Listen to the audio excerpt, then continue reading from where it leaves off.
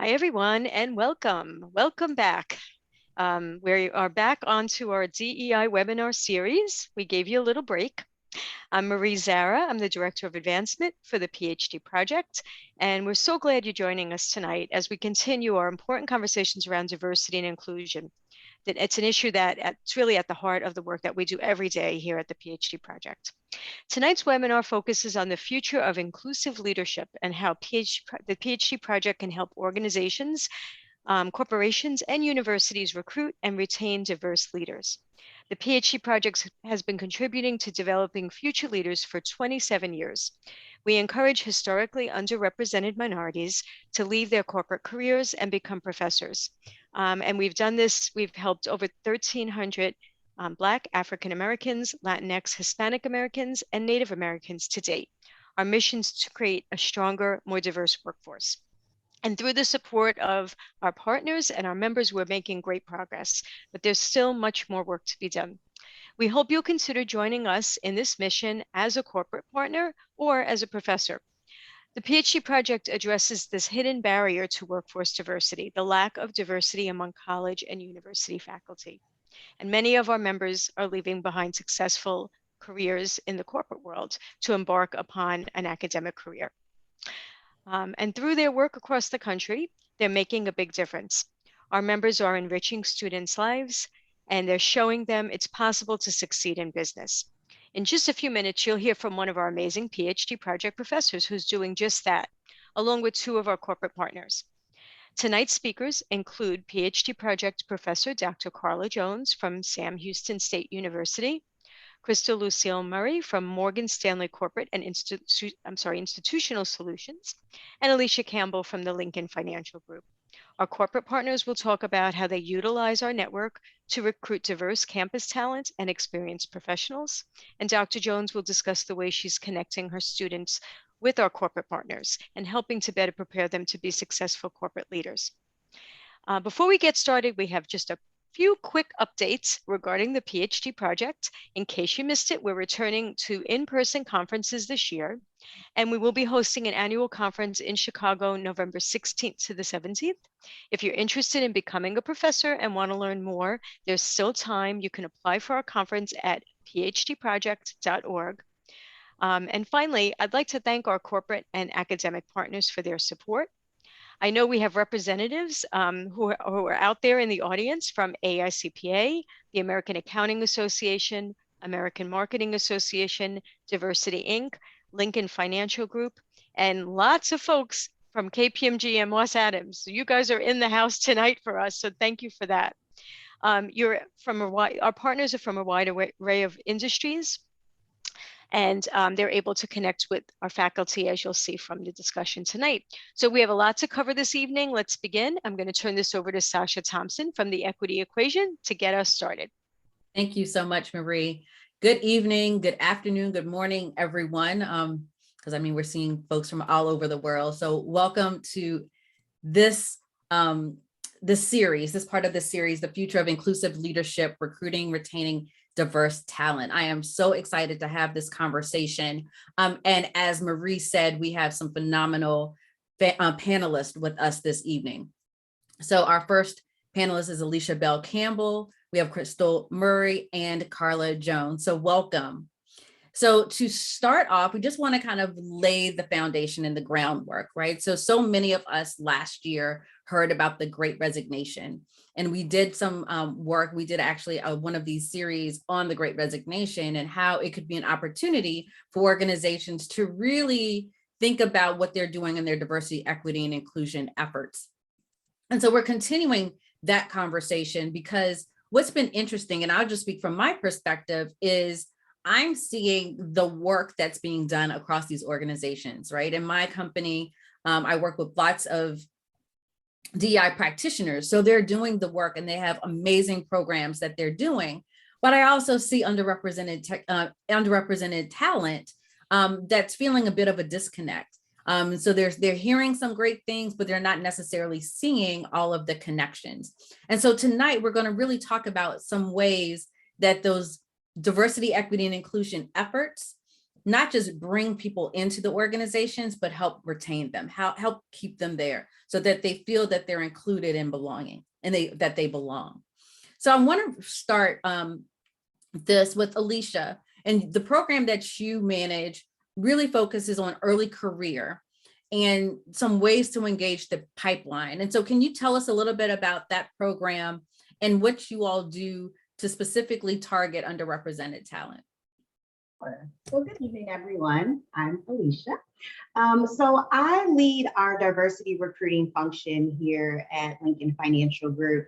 And so it's a really fun time, right, to be in this space. I think that a lot of companies are starting to enter into this space. And so I think it's really beneficial for our students to have the exposure and maybe some of the access that they haven't received in the past. Some of the things that we have done as an organization is, I'm very passionate about pouring into Black and Brown students. So things that, that looks like providing opportunities for them, giving them access, providing resources for them. We do a lot of professional or career development opportunities. We do competitions, creating specific programming at HBCUs that are targeting the students, but providing them with some sort of skill or something that they can take throughout their career, right? So they're just getting started. For instance, we hosted a hackathon at Morgan State University. It was a 24-hour hackathon. They've never had something like that there, where an organization came in, we spent 24 hours with the students nonstop, and they were able to, we gave them a problem and they were able to come up with some sort of solution. So creating an app, creating a website. They were mentored by our employees and things like that. So they really had a hands-on opportunity to gain and enhance their skill set.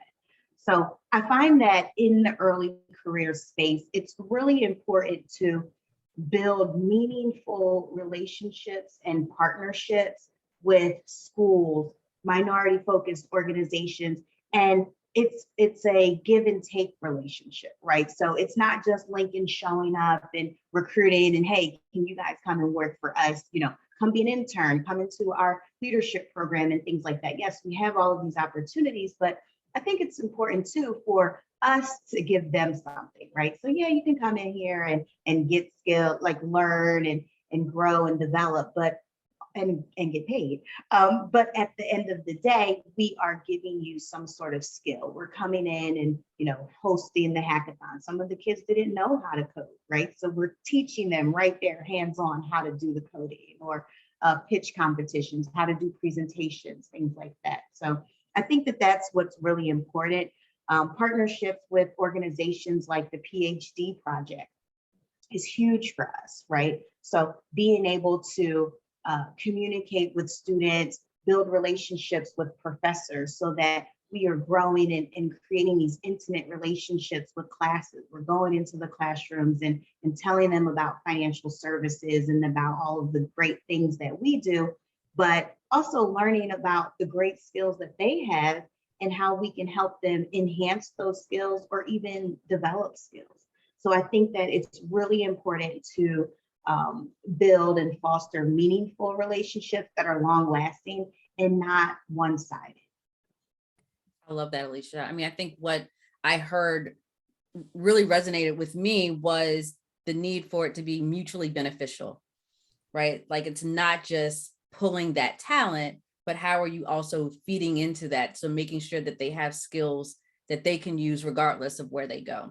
Absolutely. I think that's a big piece of this. So thank you. So Christyl, you're on the other end of this pipeline, right? You are talking to some of the more senior folks in the pipeline and recruiting them and getting them into your organization. And so can you tell us a little bit about that? Yes, so thank you. And good evening, everyone. I'm Christyl Lucille. And so I am the Diversity and Inclusion Officer for a line of business within Morgan Stanley Wealth Management, and it's called Corporate and Institutional Solutions. And so Morgan Stanley actually has a variety of different initiatives, firm-wide to target talent at various stages in the pipeline. So we do have early talent initiatives, and we have early talent initiatives even within my line of business, but I am working most specifically at the officer level. And so for us, the officer level is vice president or above, and our hierarchy is such that it's vice president, executive director, and then managing director. And typically, if you're in a vice president role, you've been out of college or MBA school or got your master's in accounting for maybe 5+ years. So yes, it is at the other end of the scope. And when we look at our roles within corporate and institutional solutions, we think it's really important to create awareness around what are the different facets, be it equity administration, or being a customer service representative, or working in, let's say, process and project management. Like there's so many facets to the work that we do. It is very much like a business to business play, but we also have business to consumer in reference to reaching out. So one of the things that is uber important for us is that creating awareness. So very similar to the other concern, we go out to different organizations that actually have relationships with groups that are historically underrepresented within financial services, and we host, career conversations. So we've partnered with the PhD project, of course, but other organizations that we've worked with are Alpha, which is the Association of Latino Professionals for America. We're working with Inroads for early talent, but also for Inroads alumni. Like I was an Inroads alumni, so it works in reference to, all stages of the talent pipeline. But for us, that first step is creating awareness. So we will bring in our hiring managers that have open roles. We'll have webinars, allow individuals to share about the business, about the roles, about the competencies that it takes to be successful within those roles. We open it up for questions and conversation to help really generate a more understanding and awareness around the roles. And then what I think is the next step, which is uber important, is once you are interested, what do we do to help facilitate your getting that offer? So we stood up an initiative called the Officers Initiative, and there are lots of different ways to characterize it. It can be like a white glove service, or we're shepherding people through the process. I heard one of our managing directors yesterday characterize it as we're giving a bear hug around people, but we're giving them the opportunity to have connections and support throughout the process. So with the Officers Initiative, for instance, we'll market open roles. You'll have an opportunity, if you're invited to interview, to have a pre-interview conversation with a professional. So it's not judged, it's not an assessment, it's an opportunity for people to have a one-on-one relationship with someone and ask some of the questions that you might not feel comfortable to pose within the interview. So it's a little bit of prep as well. Once individuals make it through the process and they're given an offer, we have ambassadors who actually talk to them about the orientation process. And we have stood up another component, which I think is really important, is we're calling them success sessions. So once a month, for the first 12 months of your experience, you'll have the opportunity to connect in a cohort experience. So as opposed to coming in the firm as one person, you come in with a group and you build that connectivity among peers. But we also bring in senior leaders to engage, because we know that it's important to have important and strategic network within firms, right? And then we do touch upon some areas that are professional development skills, not because people necessarily need them, but because it's always important to continue to advance within firms. So that's kind of the way that we, again, create awareness, but then shepherd people through that process. Because when we look at representation, it's not only who you're bringing in, but how can we keep and advance and make people feel welcomed and understand that they have the same opportunity and trajectory to grow as they do at other firms. Although we do want to be the firm of choice. Of course, of course. And what I appreciate about that is it was beyond just recruiting, right? Like once you get them there and creating that community is so important in this process because I think so many organizations forget that part, right? It's like, let's get them in and then they're kind of dropped into this abyss. Yeah, and you mentioned, right, this great resignation. People are really looking for purpose and connectivity and thinking about what they want to do and how they want to contribute their time. That's something that we think through, and you feel it as an individual and executive. You want to be part of something, and you need to have that community in addition to opportunity, but both are important, right? Yeah, I love it. Thank you. And Carla, so you actually sit in a very different position, but you work with undergraduate and graduate students. So you're kind of seeing the entire pipeline. So talk to us a little bit about that and ways that you are working with your students to make sure that they know these opportunities are out there. Okay, I think as a professor, I sit in a unique position where I can serve as a bridge between companies and students, whether those are undergraduate students or graduate students or MBAs. As professors, we see students who are very sharp and who have a lot of good skills. And I'm at a university where there's over 60% of our students that are first generation. And I'm a first generation college graduate myself. So there's an opportunity to provide insight and try to help students navigate the unknown. Unfortunately, students can get to their undergrads, can get to their senior year and have never gone to a job fair. So they may not be comfortable talking about their interests. They may not know fully how to talk about their interests. So I think what professors can do is help to expose students to opportunities and individuals by working with companies. A lot of times I'll have students come and say, I really like doing X, Y, Z. Do you know how I can do this in a company? And so I'm thinking, I'm quizzing them and thinking of what they can do. But then on that other side, if I'm aware of what's taking place in a company or what positions they have, then I can make the connection. But I think it's a great time for companies to be more, to make an investment in students prior to when students are on the job market, to facilitate a relationship where they can help enhance or develop students' developmental and professional needs prior to when the student is looking for a job. So there was an earlier time when Lincoln Financial offered a webinar on negotiating a job offer. And I thought this was great. It may be something that the university has offered through career services or may not have been, but I thought, you know what, let me incentivize my students to attend this.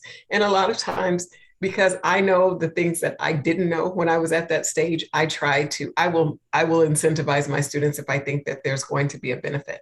And students love points and extra credit, and so they'll go for it. And then they come back knowledgeable about something that they had no idea about. What do you mean I can negotiate a job offer coming out of undergrad? For some families, it's like, look, you just better get a job. Yeah. Heaven forbid you try to negotiate for something that you want, So those opportunities, but what I think is what helps is if faculty are sitting in a position where they can recognize a fit. So we have to be knowledgeable on both sides. Knowledgeable about what the company is looking for and knowledgeable about what skills our students bring to the table and encourage engagement. After sitting in the pandemic for 2 years, people have sort of existed in a cocoon. So there could be some low risk engagements where it doesn't always have to be employees coming or recruiters coming to the campus, but you can also invite the students to your location. Students know a lot about the companies they interact with, Google, Microsoft, those type of companies, Facebook, but not a lot about a breadth of other companies. So if you can provide them with an opportunity to learn about your company and even then provide them with a developmental skill, that provides sort of a pipeline that you can come back to later once that student is ready for an internship, either as an undergrad or an internship between that first and second year of MBA or a final position more permanent position. I love that. I'm over here nodding just viciously because I mean, there's so much truth in that. I know that I have spoken to universities recently of students that just wanted to know, like, what does it even mean to be a diversity consultant, right? And how does your MBA help you with that, right? So they're really trying to just get an understanding of what it is, because what you see on TV is not always reality. Right. And two, sometimes you just don't have that connection in your network. And so being able to ask those questions, I think, is so important. So all three of you, go ahead. I want to piggyback on that too, Dr. Jones, because you said a couple of things that resonated with me as well, particularly about people not necessarily having that historical knowledge or that familiar knowledge or that ability to say, okay, what is a management consultant, or what is a DEI consultant, or what is an equity administration professional, right? So there's a lot that is needed in terms of corporations reaching out and creating that awareness around roles. I think that's so important. And then even when I think about it from my level, VP and above, sometimes, and you said this, you said, sometimes people might have heard in their family, you got the offer, that's awesome, take the job, right? You might have also heard, go to work, just be awesome at your work deliverables, head down, deliver great work, and someone's gonna tap you on the shoulder and notice you. That's not really the case, right? That's not really the case in corporate America. You have to have, without fail, be awesome at your work deliverables. But that strategic networking, that understanding the politics of an organization and how to create opportunities for sponsorship, and having that person who's going to advocate behind their back and say, I work with Alicia, she's awesome, right? How do you create that? That's some of the knowledge that we build into our success sessions every month, because we understand that sometimes people from historically underrepresented backgrounds haven't had the same type of, not necessarily access, but that institutional kind of knowledge on how to be successful in different environments and different dynamics. Right. Yes. And what you said, Christyl, especially about the network. Yes. Oftentimes we build a network amongst our peers, never really considering that we need someone to be in the room when we're not in the room, that mentions our name, to say, you know what, have you thought about this person? Or this person is doing really well. You know what, I think that they're ready. We focus on someone who we can tell, can you believe what happened to me? And who can commiserate with us or celebrate with us, but not necessarily someone above us who can help to elevate us. Exactly. That's so true. Yeah. And we're going down a different path than where I was going, but I'm going down this path because I think this is a critical piece of the retention part of this conversation, right? When you look at the data, it says that people of color are over-mentored and under-sponsored. And so we always think about, okay, I want to mentor. Yes, but what are we also doing to ensure that we're sponsoring them, which is what you all are talking about? How are we putting them at some of these tables or giving them opportunities or stretch goals? How are we tying it to succession planning, right? And so those are the pieces that I think a lot of corporations are missing, because it's like, oh, we're going to do this great mentorship program, but it's not tied to the greater picture, right? And so I think that that's a critical piece of this. I want to go back a little bit to something Alicia started, and then all three of you actually talked about, but was the importance of strategic partnerships and alliances in this space. And we're using the PhD project as a great example because of just the number of professors that are part of this program and alumni of the program. And so talk a little bit more about the importance of some of those partnerships, right? And how, going back to a phrase that we used earlier, it's mutually beneficial, right? So Alicia, I'll start back with you on that one. Yeah, so I think it's funny because the talent market right now is so different than how it's been in the past, right? So you really have to intentionally do things differently, right? There no longer can you just post a position and hope that people apply, right? Like, it's just, you can't post and pray anymore. You have to be so intentional in casting that wide net, going into spaces that you normally would not go into, right? Especially when we talk about underrepresented groups. It's funny, this is like such a basic thing, but in order to hire underrepresented groups, you have to go where they are overpopulated, right? So that's why we have partnerships with groups that are focused specifically on minorities. And I think building those networks is really the game changer, right? I think it's building, as Christyl said over and over, it's building the brand, it's building the awareness within these organizations of groups of people where you're going to where the population is oversaturated. If I'm looking for accountants, then I'm going to go to NABA, right? I'm going to go to the Association of Black Accountants because it's like that's my group, right? And so how do you build awareness within that group? But like I mentioned earlier, the meaningful relationships. So not just showing up, hey, we want to hire all the accountants. It's like, what can you do to really benefit them? And then ultimately, at some point, indirectly, they will benefit you, right, by coming and working at your organization.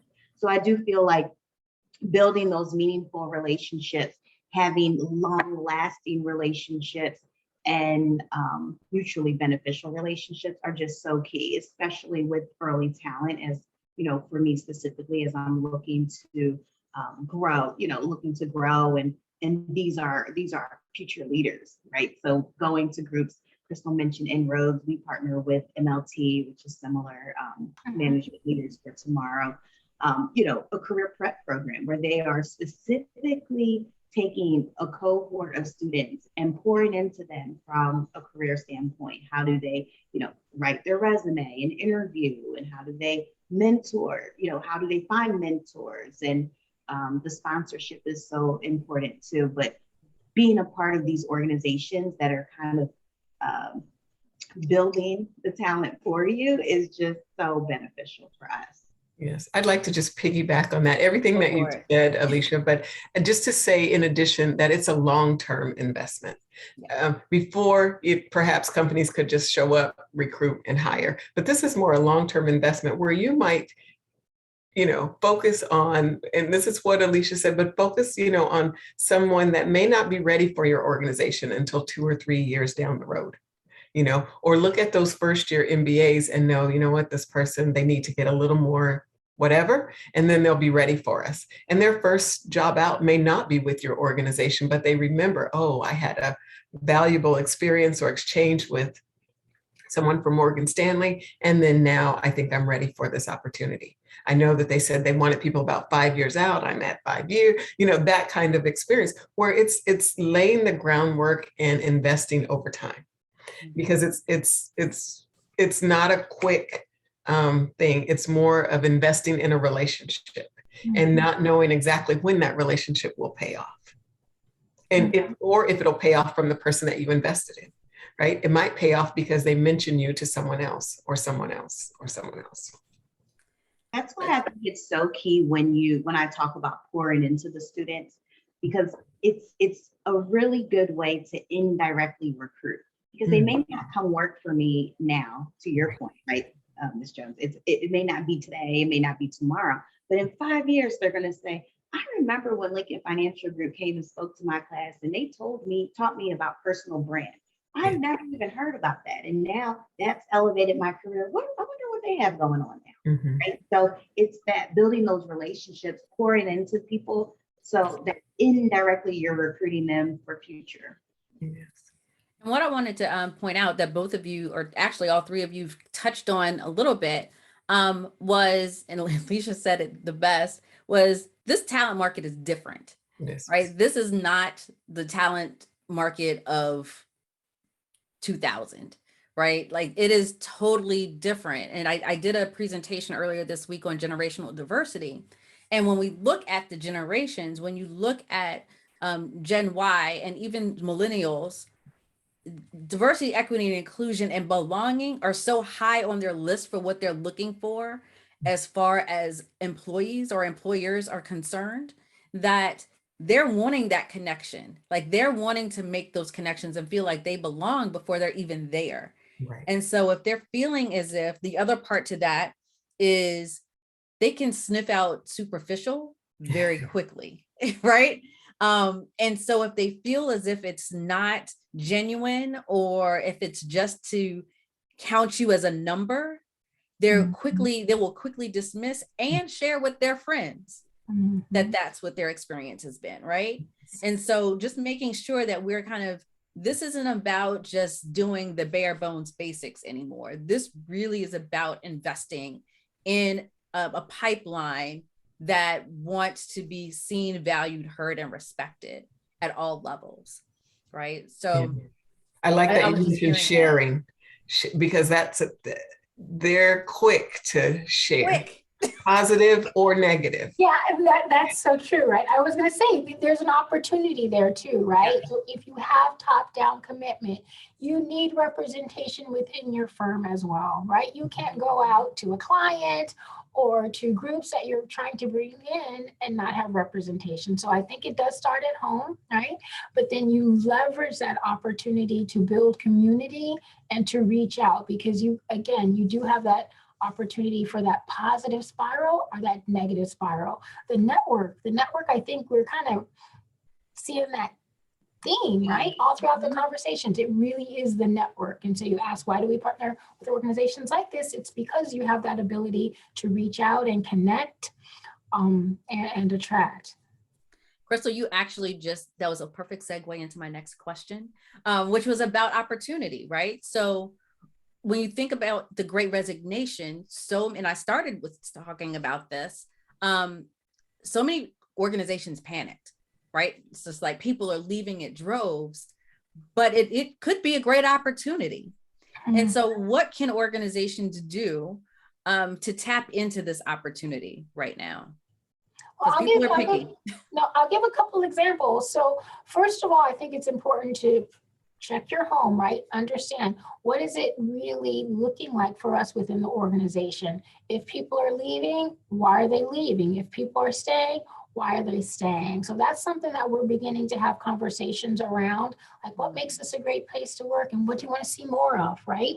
And then where are there opportunities for us as an organization to make changes? I think that's really important. And then also in this notion of Great Resignation, from the talent perspective, we're at a more senior level. I mean, in my focus, in my business, we have the whole pipeline, but I'm specifically focusing right now on the officers. What that means is, generally in financial services, we have underrepresentation in terms of the talent that we're looking for. So what can we do to be more open-minded and more inclusive in terms of the language, in terms of valuing transferable skills, right? In terms of taking, like, not necessarily a second look, but another look at talent to say, you've done this before. And people also it's help me help you. You need to, as an individual, build your business case and demonstrate how what you've done is transferable and how you can be successful here, right? But it's also very much on the organization's onus to do that as well, and to be open-minded in reference to really, if you need a particular registration, do you need that, or that license? Do you need it to be successful day one? Or can I bring in someone who's awesome and train them and allow them to support them to go get that license? Or if we're saying it's optional, but we're not really needing it, then is it really optional? Because we don't want people to self-select when they even just look at the language that we're using in the job descriptions, right? So there's lots of different ways to be more inclusive in reference to how we can attract and bring in people. I think that is an opportunity created by the Great Resignation as well, because people are doing different things, right? So you mentioned maybe you're in corporate America now. Wow, I have skills that I could transfer into being in academia, or vice versa. And that's one of the reasons why, obviously, we're looking at the PhD project. I participated in the conference, but I'm not a PhD. I'm in corporate America, but talent like myself would be a target for my organization, if that makes sense. Makes absolute sense. So we have a couple of questions that have come in the chat and in the Q&A. So audience, if you have questions, please feel free to put them in the Q&A. We'll try to get to as many of them as possible. So one of the questions is, what would you suggest to someone seeking sponsors within their organization? So I will start, I'll take a first stab at that because I think it is important to have a differentiation between a mentor and a sponsor, right? The mentor is somebody that you work with, you ask all your hard questions, you can even complain a little bit, you can problem solve together. That's a person that's going to help you and you share those types of things. A sponsor or an advocate is the one who's really, again, behind closed doors, pounding the table to say, take Sasha over Christyl. I've worked with her. She's awesome. So you can't necessarily immediately ask for a sponsor, right? Mm-hmm. You have to create an opportunity for a relationship to build. And an organization can also help in that, right? Making sure that if somebody is ready to grow, giving them stretch opportunities, giving them opportunities to meet this top talent who can over time become your sponsor. I think if you think about it, in a way, if somebody reaches out to you on LinkedIn and you don't know them, but they ask you for help, it's really hard for you to help them because you don't actually know them. So if you use that kind of logic, looking for sponsorship, it's going to be more difficult, or a person's not going to be able to help you with integrity if they haven't really worked with you. So the idea is to involve yourself in circles and in projects where you can demonstrate how awesome you are and create an organic relationship. That, to me, that's the best way to develop an opportunity for advocacy. But again, I do think there's also opportunities for corporations to create dynamics where those relationships begin organically, if that makes sense too. 100%. Yeah. I mean, you may never know who your sponsors are. Right. Sure. That's, I think, the tricky piece to that. Thinking back in my career, I've definitely had sponsors. And once I found out that they sponsored me on a particular project, I'm like, how did they even know who I was? Mm-hmm. Right. Mm-hmm. But I did good work. Right. And so they knew me through the work. And so I think that's exactly what Christyl is saying. You have to be grounded in the work. You have to do great work and be seen by other people outside of your organization. Because a mentor might be able to influence a sponsor as well, mm-hmm. too. Mm-hmm. And one other thing I might just add, because I think sometimes we don't, as underrepresented groups, always get the feedback that we need. Somebody they don't want to make you cry, they want to offend you, or they don't want you to be an angry Black person, but you need that tough love. You need that feedback, because if people don't give it to you, then you won't know your opportunities for improvement, and we all have them, right? So if somebody says, you're awesome, but you're not really moving along, but in every review they're like, you're awesome, then you as an individual can take it on yourself to help guide a relationship and say, I've been working on this, I think I'm doing great here are some areas that I think I can potentially improve. What do you think? Right? Don't just take I'm awesome if you're not moving forward, because we're all not awesome always, right? There's things that we can work on. And I love, the tough love, because that's the only way that we have an opportunity to grow. But if you couch it in a way such that you make people comfortable sharing feedback with you, you share your perspective. Feedback is a gift. I love it. I want to act on it. And you demonstrate that you're acting. You create a space where hopefully people feel like they can share. And if they're not, then you have to ask them. And you can start. I'm working on this. I think I'm doing well here. I think I can do better here. What do you think? Mm-hmm. Right? Ask for it, because you need it. Because sometimes people will not tell you. They'll just be like this, but you're not moving forward. Or they might go, yeah, but you're not moving forward. You need to know. Yeah. I always recommend, I have a 360 that I give my clients. I'm like, sometimes you might not like the results, but it gives us something to work with, right? So that's definitely it. So another question that has come up, and Alicia, I'll send this to you, but then also Carla, I would be interested to hear from your perspective as well too. Are there differences in desire for remote versus in-office work amongst people you're recruiting? So Alicia, from the recruiting standpoint, but Carla, from what you're hearing from your students. Well, I think it's a mixed bag. I think some people are ready to get back into the office. And I think some people are wanting to work from home 100%. But I think what's more important to people right now is just the flexibility, period, right? So is it working in a hybrid? Is it working remote? Is it working fully in the office? I haven't heard anyone say, I just have to be in the office 5 days a week, right? I think, but people do want the option to be in the office a couple of days a week. And so it's that flexibility, it's that work-life balance that people are seeking. And so I have seen a mixture of both, especially with students. You have to remember that the students, most of them have been home for 2 years because of the pandemic. So they are actually looking for that in-person corporate environment. They want to see what it's like to be in an office, working amongst peers and things like that. So some of them are craving that because they don't have a sense of that even from school and then being home for remote for 2 years. Yeah. I agree. I wrote down the word flexibility after you asked the question. I hear from a lot of students, they want flexibility so that they're not having to worry about, oh, I need to go and take care of something. And that takes away from my perceived investment in the project. Or so today or earlier, I guess earlier this week, we were talking, I was talking with some students, and they said they had a long relationship with their manager. And so the manager understands that if they need to run out, that they'll invest time later to finish up the project. And so students are seeking some type of flexibility so that they're not having to account for things that happen in life, but can be held accountable for meeting whatever deliverables there are for a project. Some of that comes with experience, right? I need to know you'll deliver, and then I'm not worried whether you leave at 3 or 4 or 2, because I know you'll make it up and you'll satisfy whatever we're doing. So I think there's a balance that has to be struck there, because just like some of my students, the flexibility is too much for them.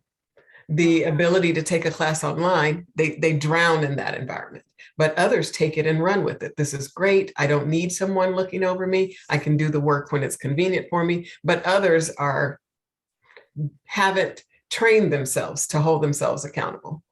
So I think that having the flexibility, but also understanding each employee and the nuances maybe of the job and what might be needed for some versus others. Maybe we start off with more in person, and then you gradually move to where you have more flexibility, just so that you know the culture. Because if you're not taught the culture, you come in and kind of keep acting on the culture that you've already set for yourself. And that may or may not work with the environment that you've been hired into. That's absolutely spot on. Thank you. And, as both of you were talking, I'm writing notes too, because again, I just did this whole generational workshop earlier this week. And something that came out of that was the 2 generations that want to be in the office are baby boomers and Gen Z, but for 2 different reasons, right? And so it's understanding, like for for baby boomers, it's wanting to see that you're doing the work, right? Wanting to be connected in that office space, wanting to see, okay, you're here, good, that means you're actually doing work. Versus Gen Z, that's where their social networks are. That's where they get connected to people. And so even though they're both in the office, their expectations are very different once they're there. So that's also, what does inclusion look like in that space, and making sure that everyone has that. And then as you were both talking about flexibility, the other 2 generations, because this is the first time there's 4 generations in the workplace, are all about flexibility and work-life balance. And so all of these things have to be taken into consideration when you're thinking about recruiting in this pipeline, because everyone wants different things, and what that looks like for each one could be very different. So I wanted to talk about that a little bit. So another question that came through, excuse me, is how are organizations mitigating pedigree bias? I can take a stab at that. When I look at my background and my experience, I went to Berkeley, then I went to Wharton, I worked for Accenture, and I worked for JP Morgan Chase and Morgan Stanley. I think historically, a lot of companies always went to their go-to schools that were on the list, right? Now I think I see more openness in terms of reaching out and expanding that list, and also creating relationships with different schools, right? I think there is this general bias in human nature to have an affinity bias. If I think I'm like you, or I went to the same school as you, then and you're awesome, then they're going to be awesome too, right? So you just get into this, I don't know, this spiral of always going to the same place or always reaching out to the same type of person. And so we recognize that not only is it a good thing to do, it's an important thing to do. Like, one of our core values is leading with innovation and ideas, like ideation, right? If we all did the same thing that I did, we all are going to think very much like myself. Right. So we acknowledge and we recognize that. And so we're looking at different schools, different type of people, different backgrounds to bring ethnic diversity, diversity of thought into play. Like, that is, I think, very important. And we acknowledge and recognize that here. And so it's getting away from, it's really very much in a geeky kind of way called an affinity bias. You think if you went there and I went there, then I'm awesome and you're awesome. But no, it might be that way, but we want diversity of thought too. So we have to expand the pools that we're going to. Yeah, I appreciate that. Was listening to something the other day, and they were talking about a student that might be at a tier 2 school, might be top of their class, right? And absolutely great. But they're going to go after someone that went to a tier 1 school that may have almost failed out, right? So like, what value are you really getting from that? And really starting to get your mind out of, we don't know why people went to schools that they went to and what their stories are. And so again, it's taking an appreciation for their full experience and what they bring to an organization. So thank you for that. I think, Sasha, I just want to add that what people have to remember is that it's about what you do and not what you have. Right? So it doesn't matter where your degree is from or what you have on paper. It's what have you actually done that will make you successful in this role? What are the skills that you need? Christyl had touched on it earlier. You really need a license to be successful in this role. Now, some roles you do, but it really, you have to think about it and as a recruiter, educate and consult with your hiring managers to make sure that they can see, okay, it's not necessarily, oh, well, they check all of these boxes. It's more like, do they have the skill set or experience that will make them successful? Yeah. And that, thank you for that, Alicia. That makes me think of, even with internships, right? It may be a student that's not coming to work for you, but are you providing them with skills that will be job worthy, for lack of a better term, wherever they go, and not just pushing papers, right? Like, is it a valuable experience that they're getting from that? So another question that has come up is, what are organizations doing to go beyond diversity seeking and increase intentionally around creating, maintaining, and sustaining an inclusive workplace for the diverse talent sought? So we'll stick there. I think, again, it's in this whole space of culture, right? So we have, and even within my scope of work, when I look at the different pillars that I'm focusing on as a diversity and inclusion officer, it's not only on representation, it is on advancement and culture and inclusion. So we have conversations. Dr. Creary, who is a PhD project member, has come into our organization to help us think through the dynamics of what does it mean to be an ally, and then go through an experiential workshop so you can understand and execute on allyship behaviors, right? And this is a class that everyone is invited to attend, because we who look perhaps similarly can still benefit from how do you really be an ally to someone who's like you and someone who's not like you. And so there's different ways you can look at pairing and differences. It can be a relationship between peers. It can be a hierarchical relationship between a manager and their direct report, but there's still ways to build in that reciprocity in a relationship. I can help you and you can help me. And then we have conversations, again, just around culture and how can I be inclusive and intentionally bring people in, even if I'm not intentionally trying to leave people out. I need to think about how to bring people in. So there are conversations where it's not only diversity focused, it's focused on all of us in the organization. And how do we create that culture and that dynamic where people feel like they belong? Wonderful.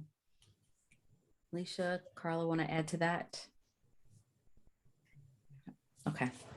So I'm looking at the time, and I will get to one more question before we start to wrap things up. And so this one is, what does the conversation look like when you are in HR and see how diverse employees are the most underpaid, including yourself? Ooh, I don't know if that's one for this panel. Well, I don't know if it's for this panel specifically, but I will say that organizations generally are taking a look at being more accountable and looking at pay equity, right? So that's something that I have very much seen in organizations and talked to people where they've done nothing and had a conversation with the organization and they're getting a pay differential. I will also say that we know and understand that this disparity has taken place and perhaps still takes place.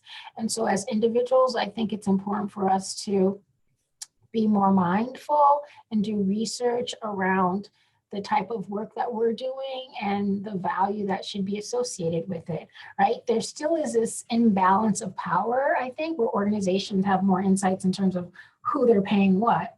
But I do think that technology has facilitated us getting a better understanding. So maybe I have to think of these sites like salary.com or Indeed, or even when you're searching, you can see pay differential. I will say that you have to be an advocate for yourself, right? And you have to stay informed and you have to ask for what you want. In some organizations, there's this very, very sad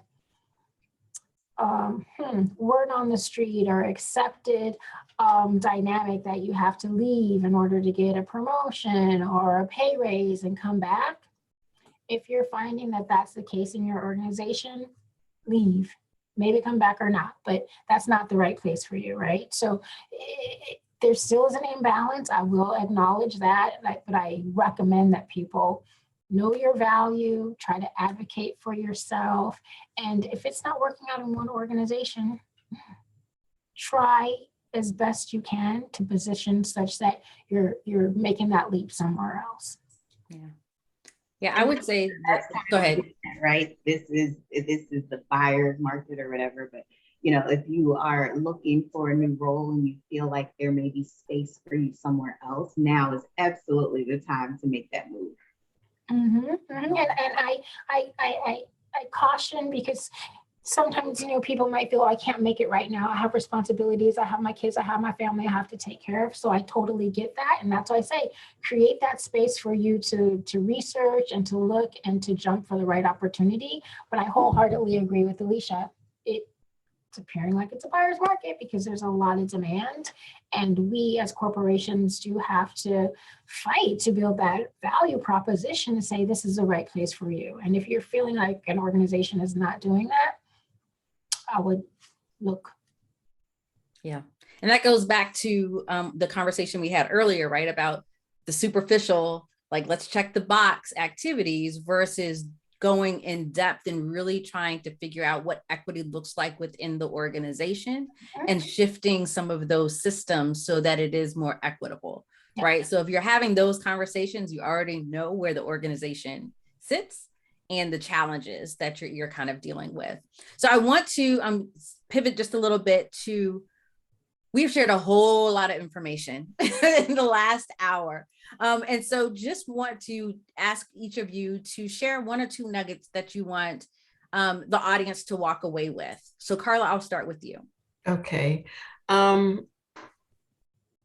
think for both students and for organizations, the idea is to look for opportunities to network. And it's never too early, even if you're happy in your position. Things change. People change, environments change, cultures change, the world changes. So look for opportunities to network and leverage those, because it may not be something that is for you right now, but it may be available down the road. Even as a student in your early stage of your education, look for opportunities so that you know people you can talk to, and there are companies that you're interested in when you're looking for an internship or a more permanent position. And then for companies also, invest early in students so that you already know this person is being groomed and they would be a fit for your organization.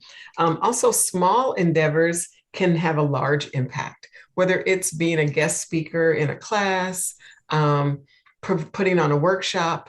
We've grown proficient with virtual as we were virtual. It could be a noontime session that you can offer, so that your targeted population learns more about the organization. And, or it can be bringing students or bringing potential candidates to your organization and just interacting with them with, a small investment can have a large impact. And to look at it as a long-term process. So not just because you have some positions available now, but start to build a relationship so that you can benefit both sides, both parties can benefit in the long run, both entities, the university and students and the organization. Thank you. Christyl. Thank you. So I think one of the most important takeaways for me, for individuals looking for new roles, be you in corporate America or being a student, is to first be very self-reflective, kind of define your brand and who you are, work with peers to take a look at your resume and help to kind of create that story based on where you want to be. And then I will also say, leverage your position to have conversations and create knowledge around that networking component. Because Dr. Jones, you really hit the nail on the head when you talked about the power of the relationship. And I think that that is really pivotal in terms of being able to facilitate connectivity and access. I think from those of us from the corporate perspective, I feel honored to be in a position where we really are looking intentionally to create awareness, but then also to shepherd people through the process and bring them in. So take advantage of organizations who are reaching out and actually hold them accountable, right? So that's one of the things. I'm relatively new in my role as well, but I'm excited about the opportunity to help people with that next trajectory in their careers. And take advantage, because Alicia, you said it as well, this is the best time to make that leap. And there are organizations there ready to catch you with white gloves. Thank you, Christyl. And Alicia.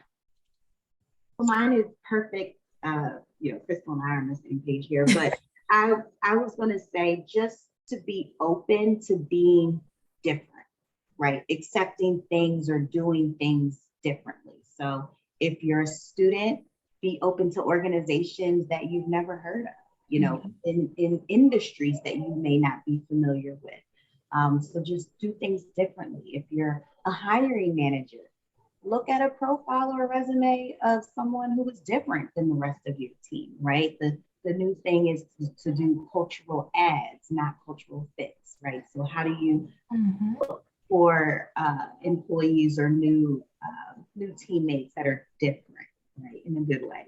And then even if you are an employee, to Christyl's point, looking for new opportunities and being open to do things differently, a new type of role, a new skill set, a new industry.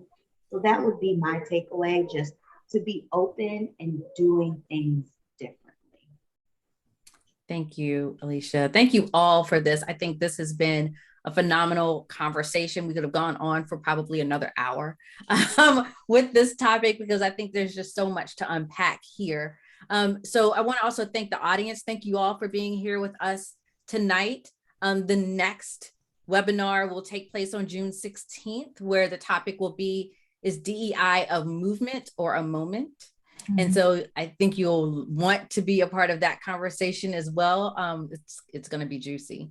So thank you all for being a part of this. And if you want to follow me, please feel free to connect with me on LinkedIn, or if you want to have more conversations or listen to more conversations about diversity, equity, and inclusion, I have a video show that's DEI After 5. And so you can always find out more information about topics, hot topics in diversity, equity, and inclusion there. So until next time, we will see you all soon. Have a good evening, morning, or night, everyone. Take care. Thank you. Bye for now. Thank you. Bye-bye.